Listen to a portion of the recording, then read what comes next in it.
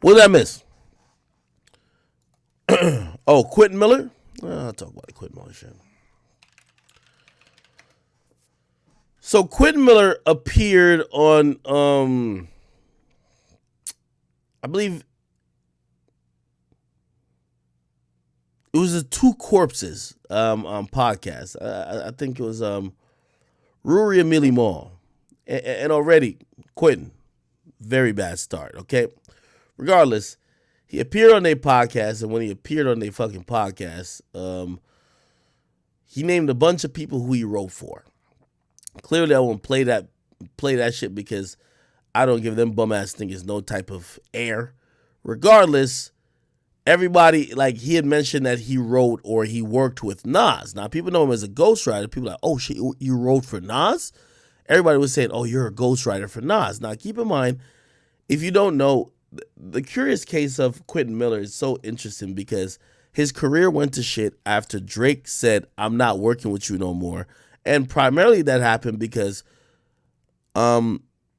Meek was putting pressure on this dude to try to expose Drake. So I've always said that he's been a casualty of war. Never had a fair chance. Then he lost his leg. And he's always just tried to keep trying to make music, but he's never gotten a fair chance. Now he's working with some good people. These guys appreciate it. It's not Drake anymore, clearly, and definitely not Meek. They appreciate his efforts, but now when people ask him interviews or whatever, people are trying to hear ghostwriting. Like there's ways to work with artists without writing for them, right? You could just be helping to come up with a hook. Shit, you could just be like, you could be doing multiple different things. Regardless, they put this whole thing that this guy ghost wrote for Nas, and now he's back in the same position he was in with the Drake thing. Bro, you don't want people to think that you were writing for somebody great because that person, if they are insecure or if they come under fire, they're gonna be like, yo, bro, I'm gonna just stop working with this guy. If y'all think I don't write my rhymes when I work with him, I just won't work with him. And he put out this whole message, and I ain't gonna lie, I felt bad for Quentin Miller. Okay, so apparently, this whole Quentin work with Nas conversation is going a little more viral than what I thought, because now, people are reaching out to me, asking me to clear it up. I have to clear up the fact that I worked with Nas.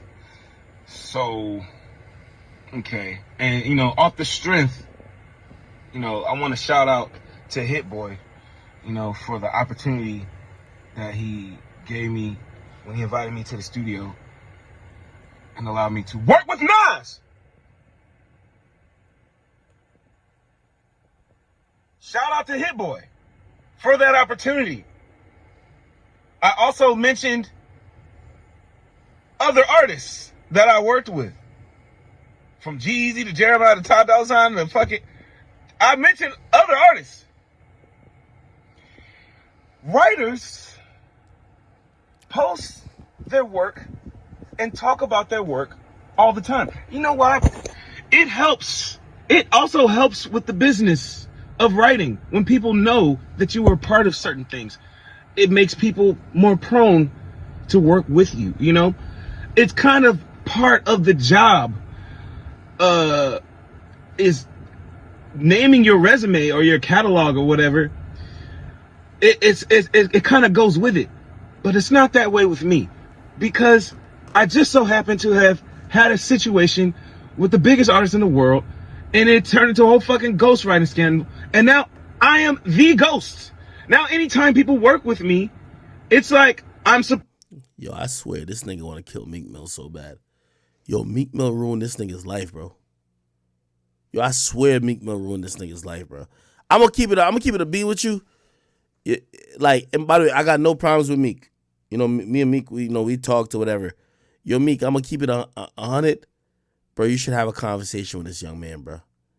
Bro, like, he's really, like, I know, like, now you're on your independent ground and you coming back and you rapping out, like, you rapping crazy and people loving it, and hopefully you'll bounce back because you're talented and you'll be one of the top artists again in the world. But bro, if you, as a human, especially when you squash your beef with Drake, bro, this is a free PR move, my nigga. I promise you. This is a free PR move. I know you've never always been the best person when it came to like internet stuff or like, doing things that might everybody will see you in a good light. But bro, show this man some love. I promise you, Meek, it will look great, bro. I'm telling you, a lot of why, like, there's a couple reasons why people were looking at you weird. I ain't gonna lie. When you and me were going at it, I think people looked at it as corny. But we ended that. Like, bro, like, you cool. Like, bro, I'm listening to music. It's cool. Like, bro, like, we talked. I'm gonna keep it real with you, Meek. You gotta. I'm not saying you gotta just apologize, whatever. But you should make it right with this dude, bro. Talk to him, bro. I promise you, bro. I promise you. Like, if I'm on your team and I want you to win, make it right with this guy, bro. I swear it would do wonders for what people would think you are as a person. Because a lot of times when we think about how things went, we think about this young man's life getting ruined. I kid you not. And I'm trying to say this very humbly because I never want, like, again, me and Mick, we don't got no issues. So I want him to think that I'm, trying to play him and all like that. I'm just saying, bro, show this man some love, bro. I'm telling you. Bruh. You remember we had that conversation about a nigga in the break room, bro, and I told you about, like, yo, bro, I could tell when a nigga be at the edge of just like, yo, bro, like, I just can't win, bro. Like, that edge of giving up, bro. And I'm not trying to, like, make Quentin Miller no victim because he don't come across no victim. But I'm going to be honest with you, bro. That nigga's had a hard time, bro. Like, he really thought he was about to be in this shit.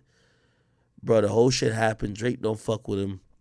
He felt like you kind of put him out there in a way where he was radioactive. Bro, he was trying to go around and try to get any type of work. This is not a rich nigga. Y'all niggas is flying private jets, multiple homes, all these foreign cars. He was never even there. He didn't even get a chance. He didn't get a chance to experience that success. And, bro, he lost his foot. He lost his foot. He ain't as cool as y'all. He's not the guy who he could just, whatever. And I'm telling y'all, bro, and by the way, matter of fact, let me not only put it out to Meek. I think Drake too, bro. Bro, I rank Drake album, nigga. If you're reading this is too late, is a top 5 album. And I'm not saying Drake owe this nigga like he need to go, get this nigga a single or whatever the case is. But, bro, y'all have to realize in y'all beef and the casualty of war, the most unfortunate person actually took the biggest loss. It wasn't y'all. Because y'all still buddy and y'all hanging out. This guy's in his card, like, just still frustrated at how his cards was laid, bro. And trust me, that shit not cool. And I just speak for the regular average person, bro. Nope, like it rubs you the wrong way when you feel like the regular man was screwed out of this shit and everybody else is just enjoying shit. Bro, I'm telling you, just watch this video, bro. You could tell, bro, this shit is bothering him. Okay. Because if he does work with somebody and he start getting a check, somebody brings, if he talks, if people realize he's working with him, it almost threatened to stop his check, bro. That's up. It's up. Okay. So apparently, this whole Quentin work with Nas conversation is going a little more viral than what I thought. Because now, people are reaching. Bro, I just want to remind y'all, and I ain't trying to make him seem like he's like some broke, weird ass nigga. I'm just trying to say, like, bro, y'all see how all these rappers pop out and how they be bragging about this and third. My nigga still living a very humble life, my nigga. Like, bro, like, I'm pretty sure he's not in the S class. I'm pretty sure he's just in a regular car. Bro, I'm a type of nigga I like to see niggas like that win, bro. I'm going to just be honest. I like to see niggas like that win. Out to me, asking me to clear it up. I have to clear up the fact that I worked with Nas. So, okay. And, off the strength, I want to shout out to Hit Boy, for the opportunity that he gave me when he invited me to the studio and allowed me to work with Nas. Shout out to Hit Boy for that opportunity. I also mentioned other artists that I worked with. From Jeezy to Jeremiah to Ty Dolla $ign to fucking... I mentioned other artists. Writers post their work and talk about their work all the time. You know why? It helps. It also helps with the business of writing. When people know that you were part of certain things, it makes people more prone to work with you, you know? It's kind of part of the job, is naming your resume or your catalog or whatever. It kind of goes with it. But it's not that way with me, because I just so happen to have had a situation with the biggest artist in the world, and it turned into a whole fucking ghostwriting scandal. And now I am the ghost. Now anytime people work with me, it's like I'm supposed to be a ghost. But I'm not a fucking ghost. You don't make money being a ghost. They don't pay you. Artists don't give a fuck if you have money or not. They do not pay you. Hey, let me tell you this. And y'all know I joke on everything, but I could see hurt. Brother, dude is hurt. And I'm telling you where it came from. I'm telling you where it came from. If y'all can't see hurt, and y'all be like, I see people asking, oh, why is he shouting? You can't see hurt. I get it. I understand why. You don't understand. You don't understand his situations. You're not empathetic enough. So if you don't get paid, and you can't even get the clout from being a part of this shit to get opportunities to get paid, why would I want to be a fucking ghost? Let me say this right now. Quentin Miller is not a ghostwriter. And I want all the artists out. I don't give a fuck if I never work with another artist again. I don't care. I do not care, because I hate the fucking business. I am not a ghostwriter. If you work with Quentin Miller, you worked with Quentin Miller. And you better be okay with saying that you work with Quentin Miller. Now, when it comes to the Nas situation. Let me pause before I say, you know why he got to say that? Because he knows working with Drake and how Meek made the stigma. The stigma is that if Quentin Miller is working with an artist, that artist is utilizing a ghostwriter. That artist is utilizing reference tracks, maybe perhaps just singing verbatim or rapping verbatim what Quentin Miller did.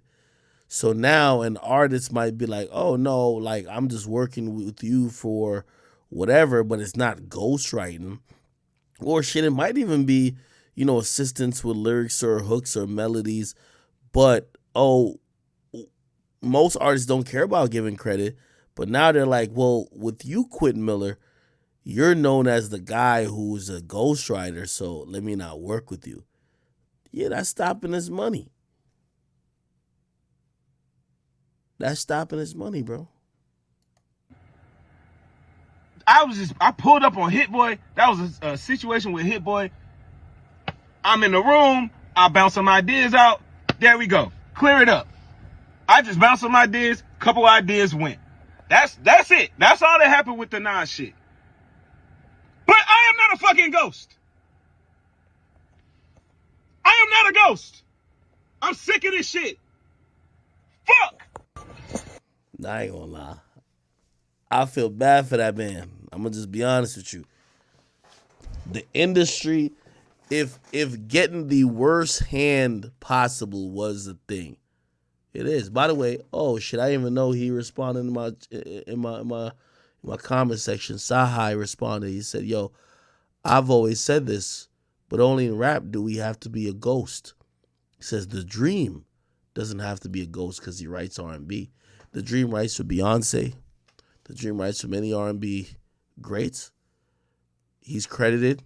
As a matter of fact, he talks about his writing them. And sometimes I don't know if he ever leaked them, but we'll hear the reference tracks of what he's created, and we give him credit, and we don't take away from the artists who made the tracks. Sci-Hi, who's been a phenomenal writer, who's worked with Kanye and others, You know, I don't think he really gets like that knock though. Well, but maybe people don't look at his personal career as maybe what they should because they're like, oh no, yeah, you're just Kanye's writer. You know what I mean? Some people look at it like, oh, you help Kanye. And I think that's unfortunate because the dream was, the dream has had a whole career where his own music did what it needed to do, and then he also wrote for a lot of people that did what it needed to do too. Oh, kind of interesting, man. Interesting and unfortunate.